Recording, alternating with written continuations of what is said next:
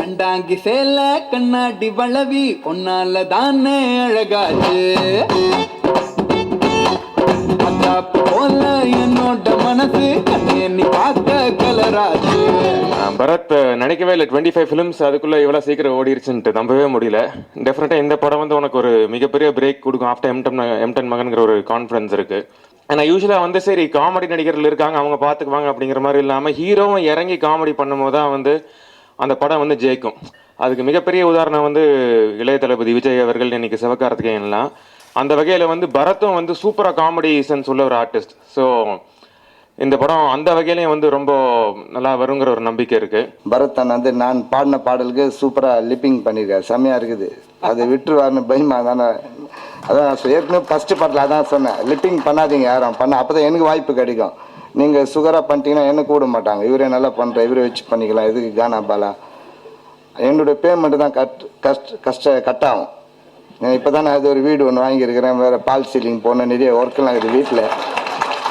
நீங்கள் கோர்ட்டுக்கு போகிறது இல்லையா? அப்போ அவர் லாயருங்க, பெரிய கிரிமினல் லாயர் அவர். ஆக்சுவலி எங்கே போகிறது, இங்கே எதுனா 4 கேஸ் வரும் பார்த்தா அது யாரையும் ஆட்சி பிடிக்கிறாங்க. கோர்ட்டுக்கு போகலாம், நான் அட்வொகேட் தான், ஒரு கேஸும் வரல. நடிகை 3 வருஷமாக நின்று எப்படியோ போய் எல்லாம் எட்டி கூட பார்க்குறேன். எந்த இடத்துல யாரும் வந்து உதவாத கேஸ் தான் என் தள்ள இந்த டிராஃபிக்கில் ட்ரங்க் அண்ட் டிரைவில் மாட்டிக்கிறது, ஏன்னா ஓரமாக பிஸ் வச்சு மாட்டிக்கிற கேஸ் தான் வருது. அது அவங்களே 50 ரூபா ஃபைன் கட்டி போயிடலாம். This is my third movie as a comedy movie. So comedy மூவிஸில் பண்ணும்போது கொஞ்சம் டைமிங்ஸ் அண்ட் ஃப்ரீடம் இருந்தால் தான் நமக்கு வந்து இம்ப்ரூவைஸ் பண்ணுறதுக்கு நிறைய வாய்ப்பு கிடைக்கும். அந்த ஃப்ரீடம் வந்து எனக்கு டைரக்டர் சார் கொடுத்தாங்க. And my co actor Bharath and எல்லா ஆர்டிஸ்ட் எனக்கு அவ்வளோ சப்போர்ட் பண்ணியிருக்காங்க. ஸோ தேங்க்ஸ் அ லாட் எல்லாருக்கும். ரொம்ப பெருமை. ஏன்னா பிகாஸ் 25வது படம் எல்லா நடிகர்களுக்குமே அவங்களோட 25th ஃபிலிம் 50th ஃபிலிம்லாம் வந்துட்டு ஒரு பெஞ்ச் மார்க்காக அமையணும்னு நினைப்பாங்க. ஸோ அந்த காலகட்டத்தில் நான் என்ன பண்ணணும் அப்படின்னு யோசிச்சுருந்த டயத்தில் தான் எனக்கு இந்த ஸ்கிரிப்ட் வந்தது.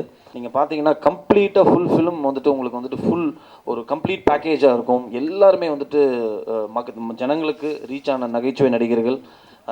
அதில் நான் வந்துட்டு ஃபஸ்ட்டு சொல்ல வேண்டியது தம்பிராமையா அண்ணன். இந்த படத்துக்கு அப்புறம் நான் ஒரு 2 பேரோட பெரிய ஃபேன்ஸ் ஆகிட்டேன். ஒன்று தம்பிராமையா அண்ணன், இன்னொன்று கானா பாலா அண்ணன். 2 பேரும் வந்துட்டு அவங்க பேசுகிற விதம், பழகிற விதம் பார்த்திங்கன்னா வந்துட்டு டைம் போகிறதே தெரியாது. அந்த லெவலுக்கு ரொம்ப ஜாலியான பர்சனாலிட்டிஸ். ஆனால் கானா பாலனை நான் லிப்பிங் பண்ண மாட்டேன்.